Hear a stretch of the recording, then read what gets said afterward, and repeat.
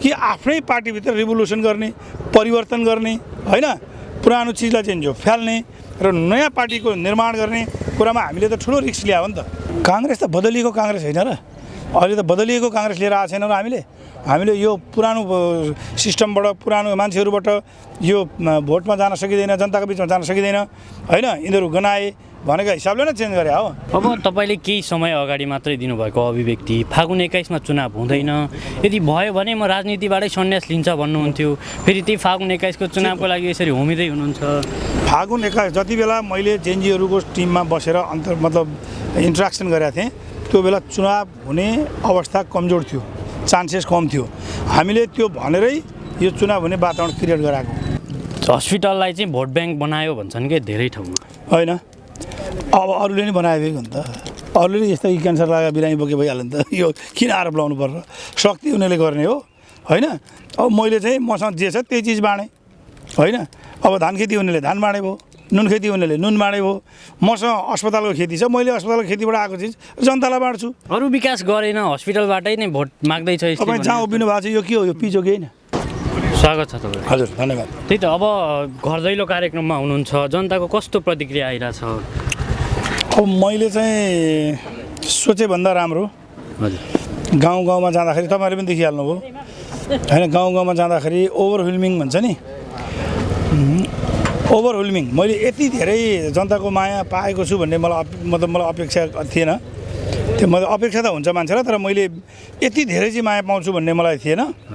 मैले सोचेभन्दा राम्रो पाएको छु। त्यही अब कस्तो भने नयाँ आउनुपर्छ भन्ने जनताहरूमा लागेको छ, त्यस्तो पनि देखिन्छ। तपाईँ फेरि पुरानै दल, पुरानै एजेन्डा लिएर हिँड्दै हुनुहुन्छ, जनताले विश्वास गर्ने आधार के छ त?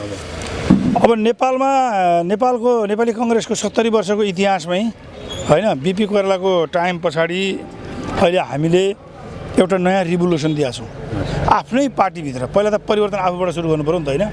आफू चाहिँ मान्नुहोस् कि आफू चाहिँ चोरी गर्ने, लुकेर, होइन, अनि त्यस पछाडि चाहिँ देश बनाउँछु भनेर त हुँदैन नि त।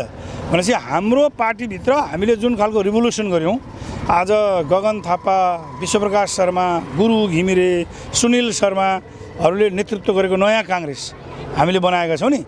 सबभन्दा पहिलो कुरा त जनताले विश्वास गरिदिनु पर्ने ठाउँ यो कि आफ्नै पार्टीभित्र रिभोल्युसन गर्ने, परिवर्तन गर्ने, होइन, पुरानो चिजलाई चाहिँ जो फ्याल्ने र नयाँ पार्टीको निर्माण गर्ने कुरामा हामीले त ठुलो रिस्क ल्यायो नि त, होइन। भनेपछि अब हामीभन्दा नयाँ को हुनसक्छ? पार्टी हाम्रो पुरानो हो, तर अहिलेको हाम्रो नेतृत्व एकदम युवा नेतृत्व। एजेन्डा त पुरै छ, होइन, कहाँ छ? हाम्रो त नयाँ एजेन्डा छ। हामी 10 लाखसम्मको बिमाको एजेन्डा लिएर गएका छौँ। पार्लियामेन्टमा 10 लाखसम्मको एजेन्डा, के अरे चाहिँ नागरिकहरूको बिमा हुनुपर्छ भनेर भनेका छौँ, होइन। अब आइटी पढ्नेलाई आइटी पढाएर नेपालमै बसेर, किर्तिपुरको डाँडामा बसेर, होइन, महिनाको 2 लाख, 3 लाख, 4 लाखसम्म खाने बनाउन सक्छौँ अथवा बनाउनुपर्छ भनेका छौँ। मेडिकल कलेजहरूको सिट बढाउने, नर्सिङ कलेजहरू बढीभन्दा बढी खोल्ने, होइन, मान्छेहरूलाई टेक्निकल एजुकेसनमा बढी इन्भल्भ गराउने र देश बाहिर जाने क्रमलाई रोक्ने, मिनिमाइज गर्ने र नेपाली युवा युवतीहरूलाई यहीँभित्र स्वरोजगार चाहिँ को व्यवस्था गर्ने, पहल गर्ने, त्यतातिर हामीले पोलिसीहरू बनाउने भन्ने ढङ्गले हामी अगाडि बढिसक्यौँ, होइन। अब यसलाई त समय लाग्छ नि त, आजको भोलि हुँदैन, छुमन्तर हुँदैन। हिजो अस्ति भर्खर चेन्ज गरेर पार्टी हामी पनि चेन्ज गरेर हाम्रो नेतृत्वमा लिएर आएछौँ, अलिकति समय त लाग्छ नि त, आजको आज हुँदैन नि त। सकारात्मक देख्नु भएको छ यहाँको? काङ्ग्रेस त बदलिएको काङ्ग्रेस होइन र, अहिले त बदलिएको काङ्ग्रेस लिएर आएको छैन र हामीले यो पुरानो सिस्टमबाट, पुरानो मान्छेहरूबाट यो भोटमा जान सकिँदैन, जनताको बिचमा जान सकिँदैन, होइन, यिनीहरू गनाए भनेको हिसाबले नै चेन्ज गरे हो। अनि त काङ्ग्रेस पार्टी त हिजो अस्ति भर्खर, अहिलेको नेतृत्व अहिले भर्खर यो कति 15 दिन अगाडि जन्मिया नेतृत्व हो कि नि त।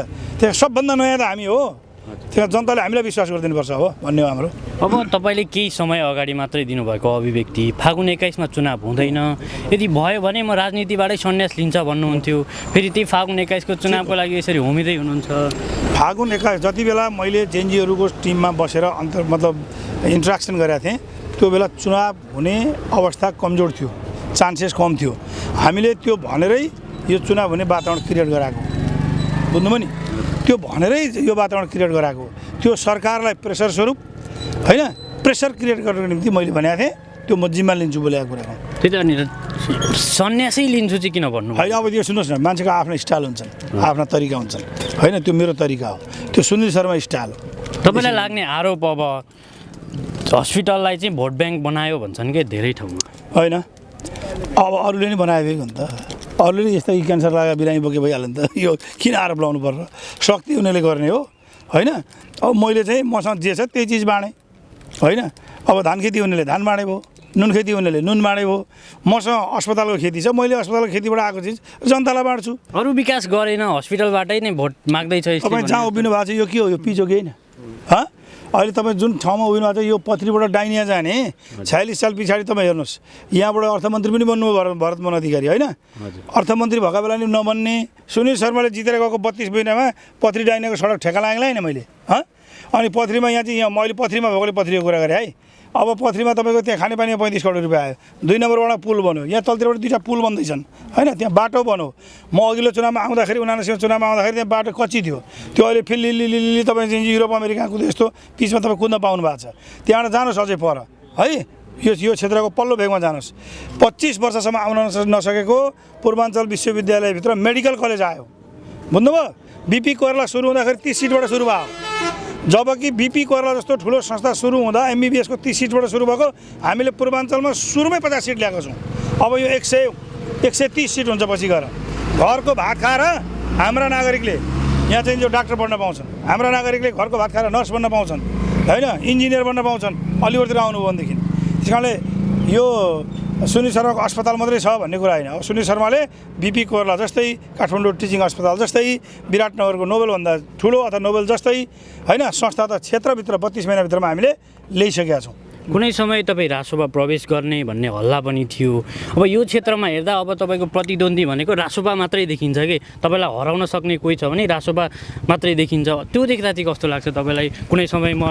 तपाईँलाई आरोप लागेको थियो यही पार्टीमा जाँदैछ अरे है भनेर अहिले त्यही पार्टी नै तपाईँको प्रतिद्वन्दी तपाईँको विरोधी भएर निस्केको छ बिपी कोइरालाले आफ्नो आत्मवृत्तान्तमा के लेख्नु भएको छ भने यो म जब काठमाडौँ छिरेँ काठमाडौँको एलाइटरले हामीलाई चाहिँ कहिले पनि पत्याएन हो कि भनेर भन्नुभएको छ म बिपी कोइरालाको अनुयायी हुँ जसले सुनिल शर्मा राष्ट्रसभामा छिर्छ भनेर जसले भन्यो नि त्यसले हामीलाई हेपेको बुझ्नुभयो हामी जस्ता गाउँबाट गरिब घरानामा गरिब घरमा जन्मिएका सुकुम्बासी बस्तीमा जन्मिएका मान्छेले गरेको प्रगतिप्रति डाहा भएको त्यो हावामा उडाएको बुझ्नुभयो नि त्यस कारण त्यस्ता कुराको चाहिँ म घोर आलोचना गर्छु घोर निन्दा गर्छु होइन सुनिल शर्मा हिजो पनि काङ्ग्रेसमा थियो आज पनि काङ्ग्रेसमा छ मर्दा पनि काङ्ग्रेसमा बसेर मर्छ 4 तारे झन्डा उडाएर अनि यो देशको अलि ठुलो पोस्टमा गएर नेपालको झन्डासहित उडेर मेरो लास यहीँ बेतौनामा होइन तपाईँ सद्गत हुन्छ रासोपासँग निरन्तर संवादमा पनि हुनुहुन्थ्यो मेरो संवाद रासोपा मात्रै होइन नि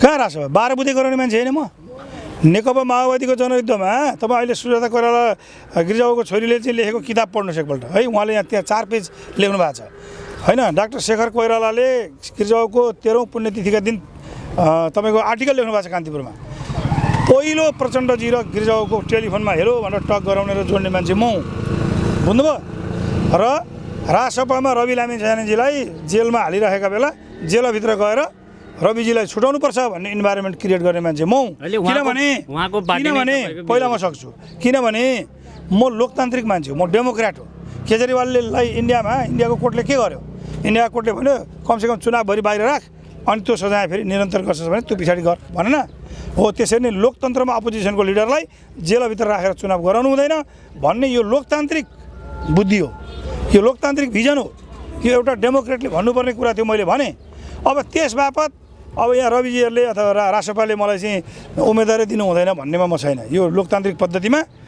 सबै पार्टीले उम्मेदवार दिन्छन् अब यसको यस्तो पनि हुन्छ नि त तपाईँलाई परिणाम हेरेर थाहा पाउनुहुन्छ नि पछि अब यहाँ जो साथीहरूले उम्मेदवार दिनुभएको छ नि त्यो चाहिँ आफ्नो समानुपातिक मत बढाउन मत इन्ट्याक्ट राख्न पनि दिया हुनसक्छ नि त मलाई के विश्वास छ भने यो क्षेत्रका रासपाका अधिकांश साथीहरूले नेकपा एमालेका पनि अधिकांश माओवादीका अधिकांश सबै राजनीतिक दलका अधिकांश मेजोरिटी साथीहरूले मलाई मत दिनुहुन्छ परिणाम के होला त परिणाम त तपाईँलाई थाहै छ त 70,000 भोट त्योभन्दा प्लस मैले मागिरहेको छु जनताले विश्वास गर्नु भएको छ अब मलाई दिनुहुन्छ विश्वस्त हुनु म विश्वस्त छु म होइन जनतालाई सोध्नु यहाँ तपाईँको मागेको क्यामेरा घुमाएर सोध्नुहोस् नागरिकले के भन्दैछ यहाँ हाम्रो क्षेत्रमा अत्याधिक बहुमतले उहाँहरूले मलाई जिताइदिनुहुन्छ मैले विश्वास गर्छु नि धन्यवाद थ्याङ्क यू